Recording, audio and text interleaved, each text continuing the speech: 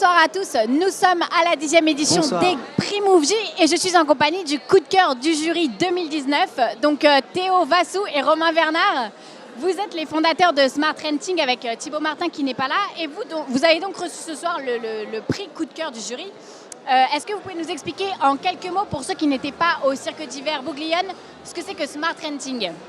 Alors, Smart Renting, c'est un concept très simple. En fait, on paye le loyer des étudiants quand ils partent à l'étranger. Donc, pour des projets de 2 semaines à 1 an, on paye l'intégralité de leur loyer, ça ne leur coûte rien. Et après, ils peuvent en fait tout simplement profiter de leur projet à l'étranger, revenir récupérer leur appartement. Ça a combien de temps, Smart Renting? Ça fait 3 ans qu'on s'est lancé. Et on a commencé du coup tous les 3 avec Thibaut. Et aujourd'hui, on est une 50aine. Et je crois que vous avez connu une croissance assez fulgurante. Comment vous expliquez justement j'allais dire ce regain d'activité, mais plus ce gain d'activité? Je pense qu'il y a beaucoup d'étudiants et de jeunes actifs qui ont besoin d'une solution quand ils partent pour ne pas payer un double loyer ou pour éviter de rendre leur appartement. Du coup, on a beaucoup de demandes et on essaye d'y répondre au mieux en ouvrant de plus en plus de villes françaises et bientôt des premières villes européennes. À l'heure où la location saisonnière fait grand débat à Paris, vous le vivez comment ce prix? C'est un coup de pouce? C'est quoi?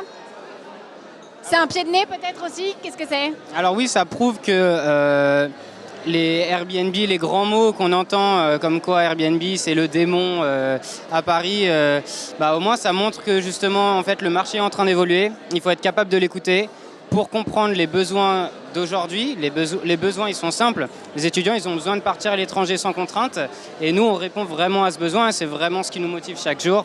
Ça fait 3 ans qu'on le fait, mais on essaye de le faire encore de nombreuses années en France et partout dans le monde.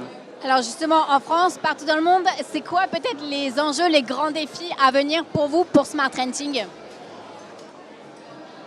Ah, c'était la question piège. On a des défis quotidiens.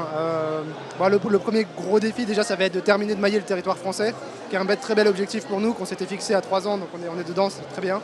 Et après, l'autre enjeu, ça va être les capitales européennes, forcément. On n'est plus sur les mêmes cultures, on n'est plus sur les mêmes langues, on n'est plus sur les mêmes législations non plus. Donc voilà, on va avoir ça va être un nouveau départ aussi pour Smart Renting, le fait de s'ouvrir à l'Europe.